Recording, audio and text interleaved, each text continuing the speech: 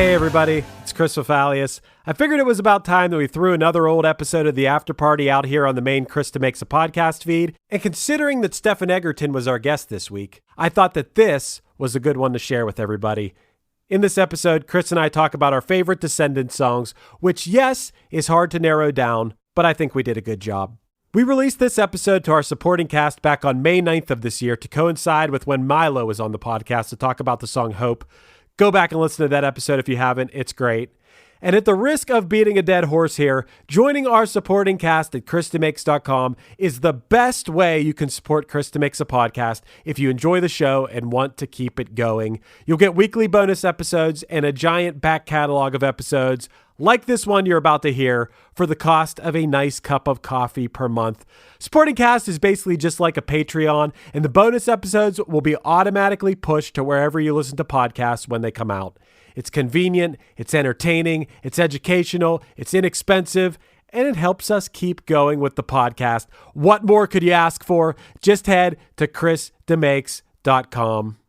And speaking of educational, I just used the expression beating a dead horse, and I thought to myself, where did that come from?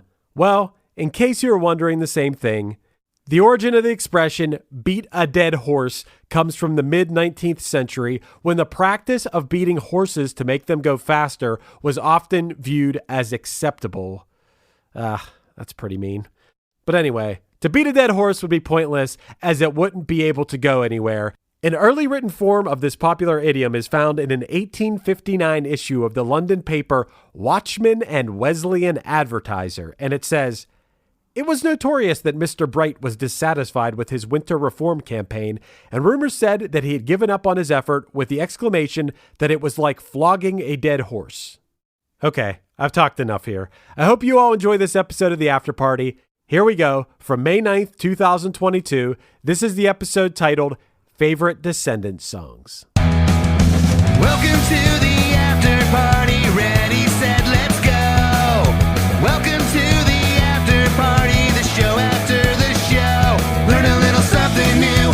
Join us for the ride. Chris and Chris want all of you to know. The after party's where it's at. The show after the show. Well, hey everyone, welcome to another after party. Chris and I thought, since this week's guest was Milo from the Descendents, that we would each pick our top 5 Descendants songs, which was very, very difficult, Chris. Yeah, it's tough to narrow it down. I just literally about 10 minutes ago got off the treadmill. I ran for an hour and listened to Descendents the whole time. I listened to all of Summary. I don't know how you pronounce it. It's not a real word.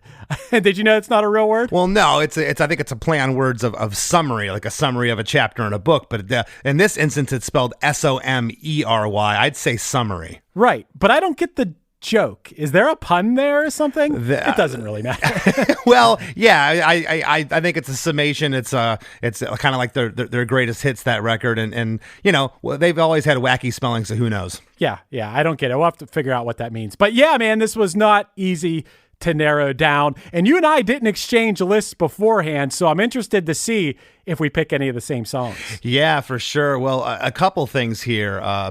You know, the song that we talked about this week, Hope. I love the song, but you might find this surprising, Chris. It's not on my list in the top 5. It is also not on my list. I love that song. You know, I feel silly saying this in a way, but my first exposure to that song was Sublime. I'll admit it right now. I was young, right, and I was a person who had to go back and discover the Descendents as a teenager. So I knew the Sublime. I love the Sublime version. I love the song in general, but yeah, it didn't make my top 5. Yeah, but it was arguably, as we were researching for the episode, it was Milo's top performing song on the Spotify's and the YouTubes. It had the most listens, so that's what we went with. It ended up being a great story and a great episode, so I think we picked the right song. But just want to talk a little bit. The first record, Milo Goes to College, from '82. Track 3, I'm Not a Loser. Frank Navetta wrote that. Track 9, Suburban Home, is awesome. Tony Lombardo wrote that one. Hope, Milo wrote that. And the 14th track, Bikeage, Bill Stevenson wrote that one. But nothing off the first record is a favorite. The second record, I Don't Want to Grow Up, came out in 1985. And the lead-off track was the song Descendents, kind of like it's like a theme song for the band. It's like a gang song. I've always loved it. And that one's credited to Milo, Ray Cooper, Bill, and Tony Lombardo. The second track of the record, I Don't Want to Grow Up, Tony Lombardo wrote that. It's a classic. Number 13 on the album, Good Things by Bill. Love that song. But when we get to Enjoy from 1986, track 5, Sour Grapes, written by Milo and Doug Carrion. Awesome song. I was kind of toying with talking about it was either that or Hope. I love Sour Grapes. But my first pick, Chris, is from Enjoy. It is Get the Time, written by Milo, which I just love this song. Well, I'll make it happen someday. Yeah, I'll make it happen someday. I'll make it happen. I'll make it happen someday. When I get the time, I gotta get the time. Yeah, there's something about this one. The lyric, it just takes me back to when I first heard Descendents. This is probably one of the first songs I heard by them, and it just brings up great memories. And a number of years later, Social Distortion wrote a song, I think it was on their greatest hits record only, called Far Behind. I love this song so much, but it is a direct lift of the riff from Get the Time.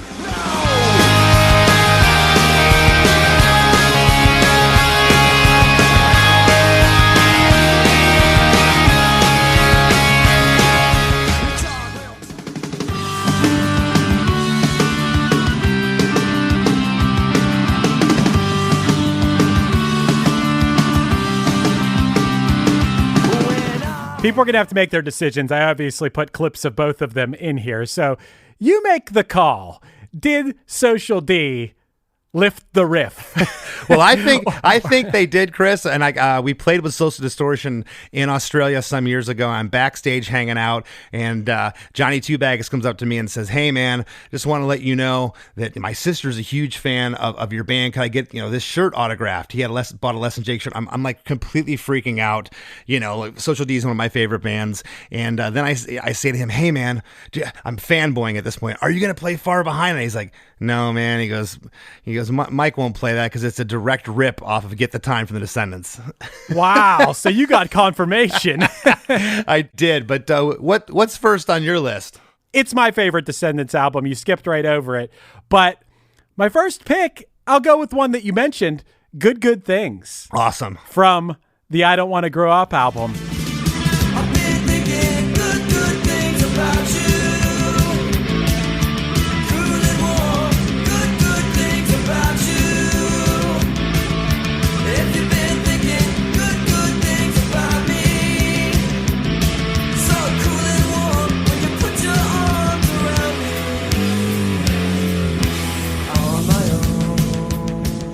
Man, there's so many good songs on that album. We'll get into that as we move further. But something about this song, it's punk rock, but it's also very 80s. And I was very, very young when this song came out. Too young to even know what was going on. But this takes me back, and it makes me feel like I'm in like an 80s movie on a skateboard or something. There's just something about it.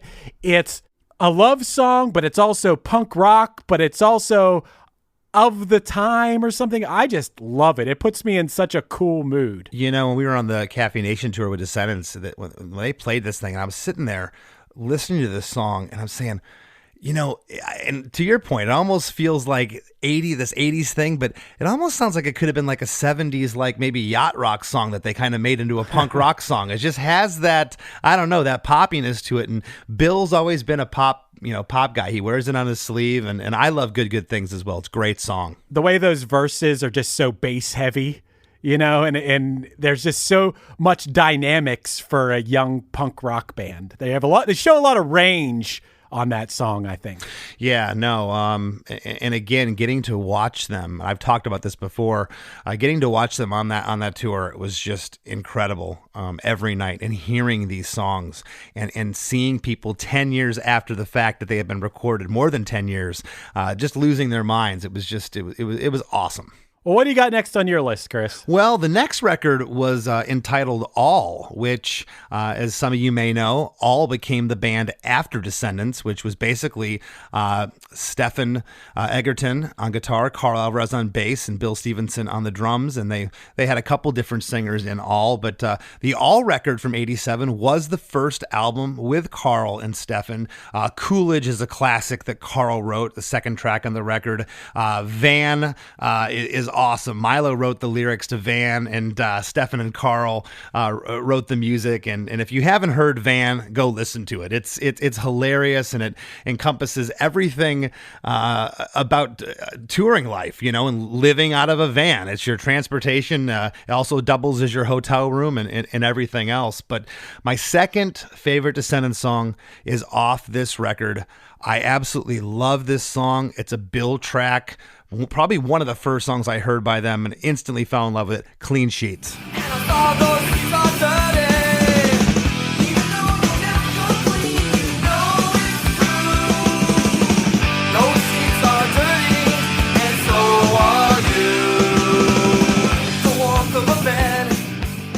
It's also on my list. It's one of my 5. I mean, you're going to be hard-pressed to find a legit Descendants fan who's not going to put that song in their 5. Yeah, that song is...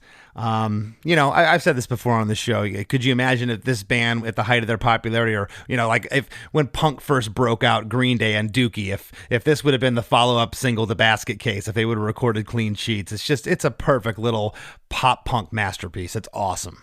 Dude, yeah. It's so good. So relatable. It's just... It tends to be the ones I pick for the most part tend to be the love songs. Yeah, I know. Just some of the lyrics in this song are just, they're so relatable, and yeah, Bill is the master at writing these gut-wrenching love songs, and he's able to convey what he's feeling, but what he's feeling is what we've all kind of felt before if you've had, any feelings of love in a relationship before. Right. And speaking of that, Chris. Uh-oh. For my next pick, dude, I'm still stuck back on I Don't Want to Grow Up. I don't want to grow up past that album because I had to put, and I have to believe this is another fan favorite, I put Silly Girl. I didn't write that down here in my notes. Yeah, Silly Girl's awesome.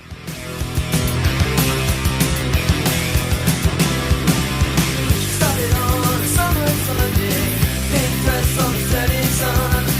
You were going to grandma's house. I was too scared to come. A silly girl, I'm begging you. Tell me all the things that I want to hear. A silly girl, I'm in love with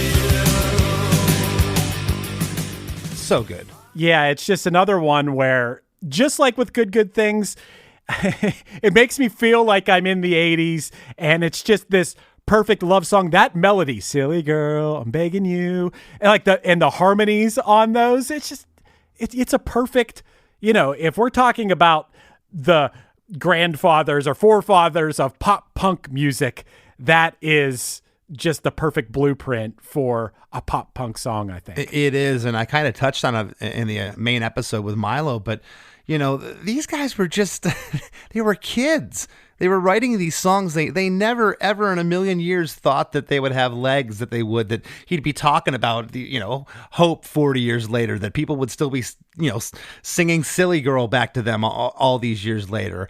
And for them to be, I guess the word's like cutting edge and so far ahead of the curve, they preceded the whole pop punk movement by 12 to 15 years. It's incredible. Yeah, it's really, really awesome. And the songs stand the test of time. And the recording of them, the sort of, whatever you want to call it, lo-fi sounding recording of it just adds to the charm of it. It adds to the warmth of these songs. If you recorded these same songs with the technology that you have now, I feel like some of the spirit would be lost. Absolutely. And I think the same argument could be made in reverse with their later material. Some of the songs I'm going to pick, this is a band to me that I still love the stuff that they're putting out. Yeah, the old stuff is the classics. I love every song we've talked about today. I love almost equally. It's hard to pick. Like I said, it was really hard to narrow this down to 5. But I feel like their newer stuff, if it was recorded analog and really punk rock, that it wouldn't have the same charm. So it's really cool to see the evolution in the different eras of the band. Yeah, I mean, if you're talking about more recent stuff, now it's like everybody's individual parts. Bill's drums, Carl's bass, Stefan's guitar, everything is so audible. You hear it so clearly, and everybody, to quote you, Chris, is a ripper. And you're hearing like the best tones and sounds of everything. So yeah, to your point, with the newer songs, part of the charm is just how amazing everything sounds. Right. And, I talked to these guys, and I've asked them individually before, what made you guys have that discipline? Because they told me, all of them, they used to rehearse 12, 14 hours a day for months at a time. They just eat, breathed and slept being in this band, and they wanted to be masters. Their slogan, go for all. Going for all to them was everything in life. No matter what you set out to do, if you're going to go build a sandcastle, make it the best sandcastle on the beach. If you're going to be a doctor, be the best doctor. If you're going to be a bass player, a guitar player, a drummer, a singer, in this instance, be the best. And these guys, I told you, you've heard me say it before to the listeners, I've sat and stared at Bill playing as recent as a couple years ago, trying to see if he misses a cymbal hit or see if Carl misses a bass run. These guys are flawless. My third pick, Chris, comes from Everything Sucks from 1996, their first release on Epitaph Records. This was their comeback album. This album is like their greatest hits. Yeah. There's like 2 songs that are a little, I don't want to say I don't care for them, but I don't like them as much as the rest. But the whole album, the first track, Everything Sucks, written solely by Stefan. Amazing song. I think we have to get Stefan on to talk about that one at some point. I'm the One, track number 2. Carl wrote that one. That was the first single and video from the album. I love I'm the One. It is so, so awesome. But I went with a song that I released a cover with some guys a couple years ago. They had asked me to sing. They're kind of a covers band. They reach out to different musicians, different singers of bands. And I sang I Won't Let Me, another Carl song from Everything Sucks. I Won't Let Me is my third pick for favorite Descendents songs. If there's no lying, if there's no crying, we'll ride in your own time. Stay patient. You know I won't let me let you down. You know I won't let me let you down.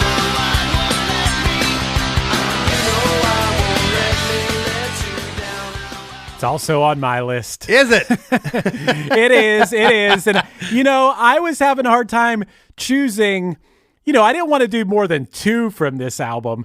And yeah, I'm the One is a classic. I think my only reason I didn't pick I'm the One is just because, I don't know, I can't really relate to the subject matter of that one. I feel like anytime I've been in that position where, I felt like, oh, I like this person, but they don't like me, I'm just like, oh, whatever, screw them, and move on. I've never really, there's probably exceptions, but never really want to be that like, oh, puppy dog, whatever. So I didn't relate to that one as much, but I Won't Let Me is the jam, man. That is, geez, the melodies, the chorus of that song, maybe the fact that you did that cover of it, like renewed the love of that song for me, because yeah, that was like year and a half ago or so that you did that, and I was like, damn, that's a good song. So that may have helped in bumping that song up for me, but man, I love it. If you guys haven't heard it, we'll play a little clip here for you. But while I am away, don't worry. Just keep your faith in me and have no doubt. 'Cause I know right from wrong, and I know I can be strong. But there's no lying, there's no crying. Arrive in your own time. Stay patient. You know I won't let me let you down. You know I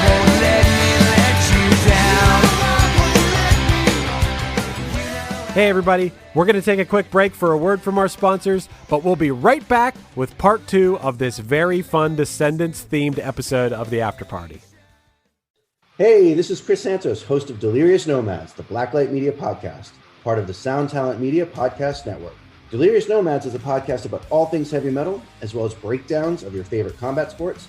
And me being a chef and all, we'll be riffing on some food talk every week with very special guests from across the globe. Listen and subscribe at soundtalentmedia.com. It's you and me, nobody else allowed. And now, back to our special sneak preview of the After Party podcast. Yeah, man, so you picked 2 of my songs already in your choices. So I'm interested to see what you think. This is my last pick because I had 3 picks and you picked 2 of mine. So this was the last one. I mean, I could come up with more, but whatever. Man, it's fine. What a bummer. I kind of ruined this for you, Chris. You know, No. if you went first, I guess the same thing would have happened to me, right? I just think it means that we both have great taste. This is an outlier in the Descendents catalog. It's a lot different than a lot of their other songs. But dude, I picked When I Get Old. Will I still kiss my girlfriend and try to grab her ass? Will I still hate the cops and have no class? Will all my grown-up friends say they've seen it all before? They say, hey, act your age when I'm immature. Or will I do myself proud or only what's allowed? What will it be like when I get? What will I be like when I get? What will it be like when I get old? The lyrics of that song, and I know, here and there it's a little bit silly or whatever, but it's so heartfelt, and the message of like feeling young even when you're old or something. I love the message of this song, and I love the feel of this song. I think it's like really different for the Descendents. It's almost like a ballad. Would you consider it a ballad? Yeah, right? Yeah, a ballad in punk rock terms, sure. If a soft rock or yacht rock person heard it, it definitely wouldn't be a ballad to them. Yeah, but in the punk rock world, I think it qualifies as a ballad.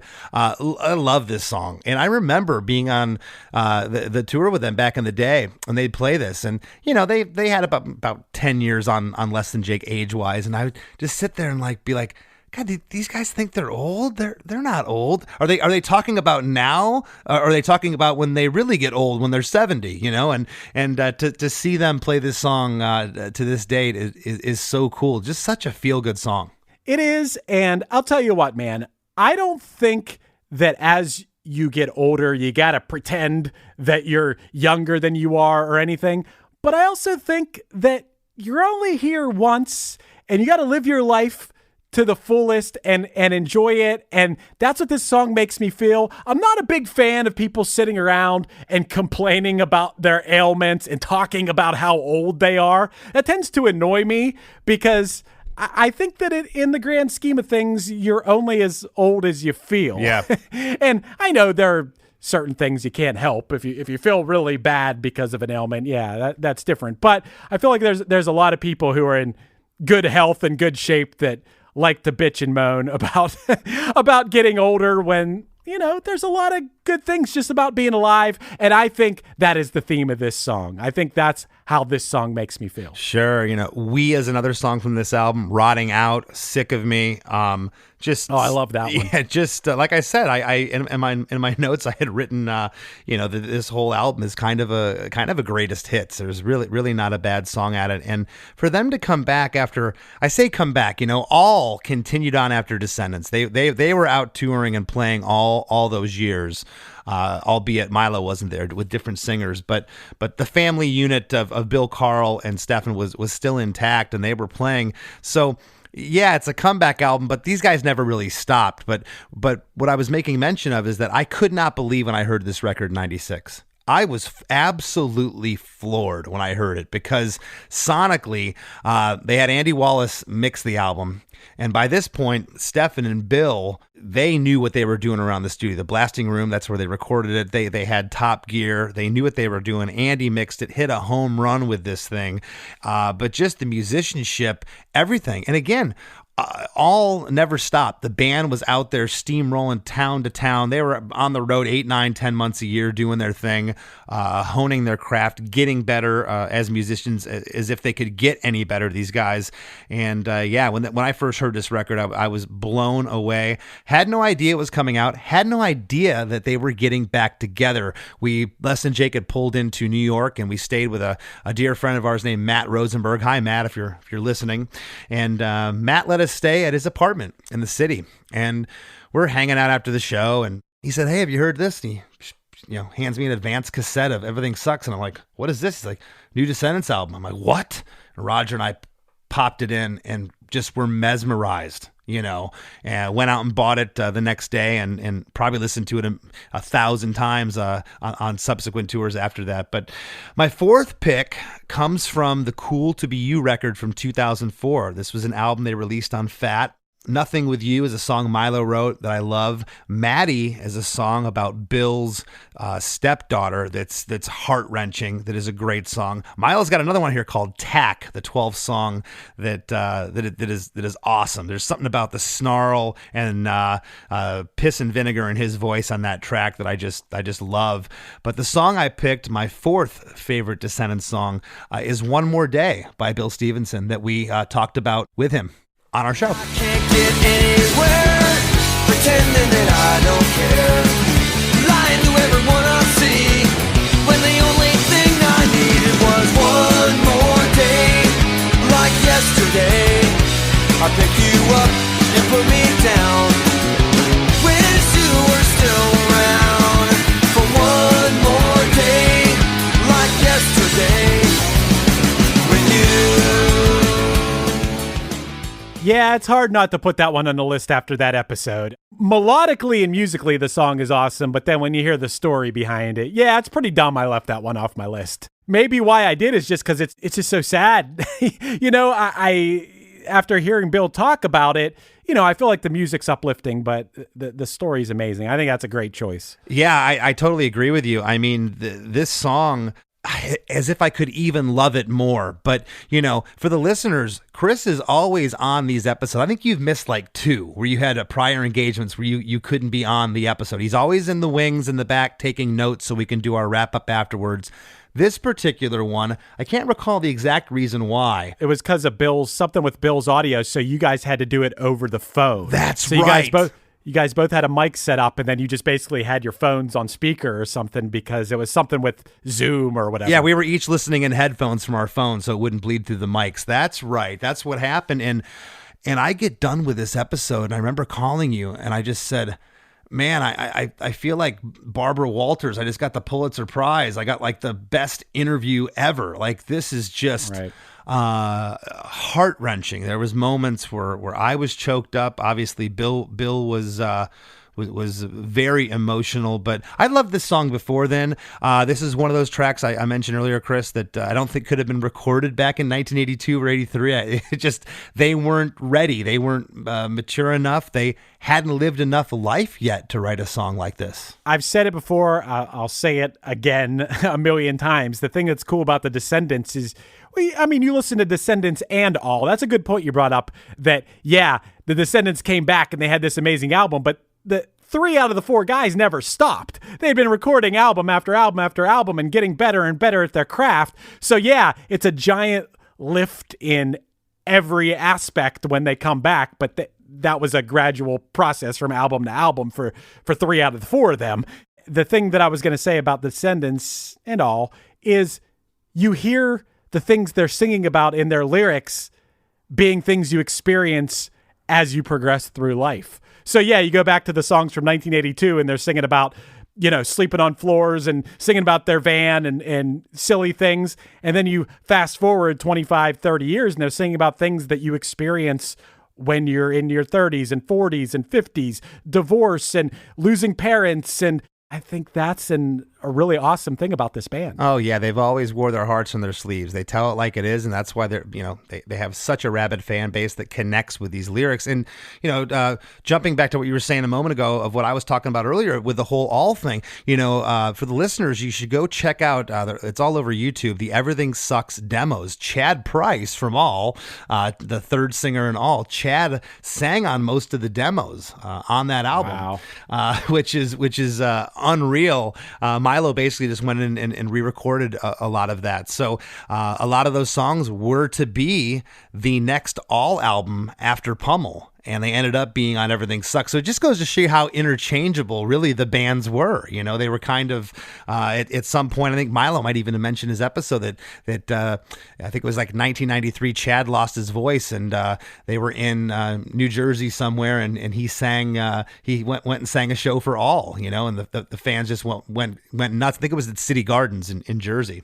So they've always been interchanged, and I love both bands equally. I know that's sacrilegious to some Descendents fans, but I love both bands. My fifth and final pick, Chris, came from their 2016 album, Hypercaphium Spazonate. A couple songs on this record are cool. Victim of Me, which was the music was written by Stefan, lyrics by Bill. Shameless Halo, again, music by Stefan, but Carl wrote the lyrics on that one. And my fifth favorite Descendants song is a song that Bill and Stefan wrote the music to, but Bill wrote the lyrics. It's called Without Love. Another day goes by. We can't live like this anymore. Can't live without love. Another year goes by. We can't live like this anymore. Can't live without love.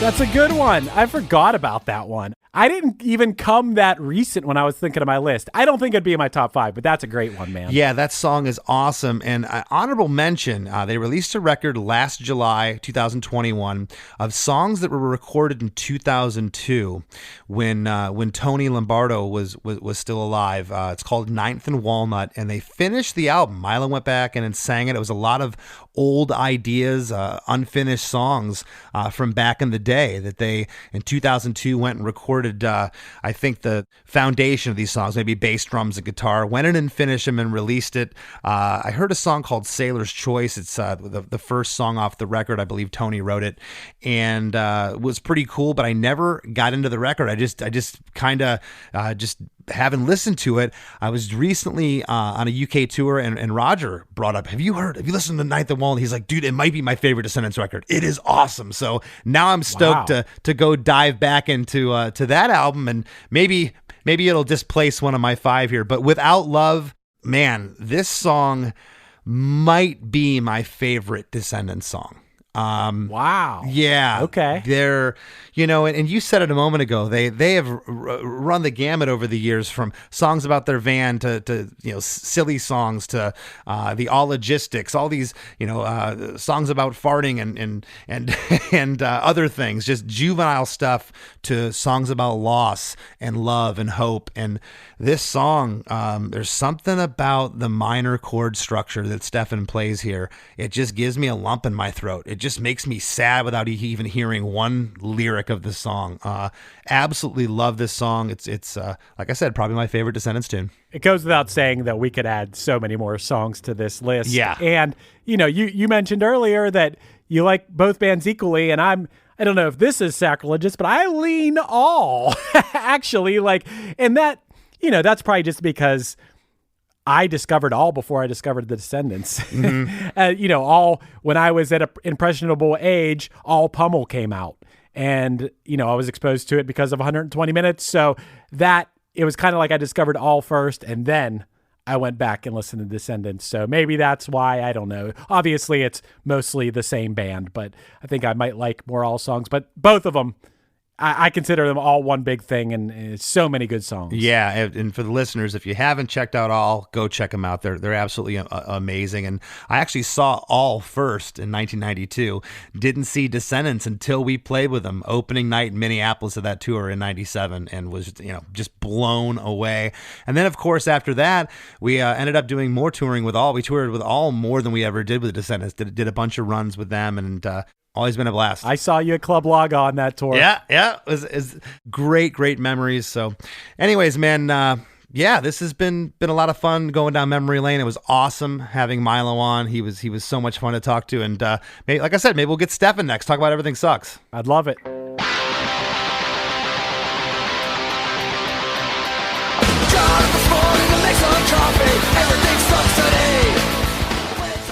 Well, we stuck to our word there with getting Stefan on to talk about Everything Sucks. I hope you all enjoyed that sneak preview episode of the After Party. Don't forget to check out ChrisDeMakes.com. It goes without saying that all the episodes of the After Party are all ad-free when you join our supporting cast. I hope you all have a great day, and let's all try to avoid beating any dead horses. Hi, this is Paul Phelps. And this is Monica Strutt. And we're from the Daily Music Business Podcast. We're joined by a number of other really great hosts in creating daily content with great advice for independent musicians just like you. That's right. We put out episodes daily on all topics from music marketing to branding, advice on signing with a manager and label, and anything else you need to up-level the business side of your music career. We've got it covered. Subscribe to the Daily Music Business Podcast today on your favorite podcast catcher. Subscribe today to the Daily Music Business Podcast on your favorite podcast platform. Hey everyone, this is Tuck from Fit for a King and Off-Road Minivan. Every week I bring you fun interviews alongside your favorite metalcore entertainers with my new podcast, Get Tucked. Join me every Monday with bands like Counterparts, Crystal Lake, like Moths to Flames, and many more. We play unsigned and undiscovered bands, deep dive into each artist's history, and of course provide the greatest breakdowns in current metalcore. Tune in to Get Tucked every Monday, out now through Sound Talent Media.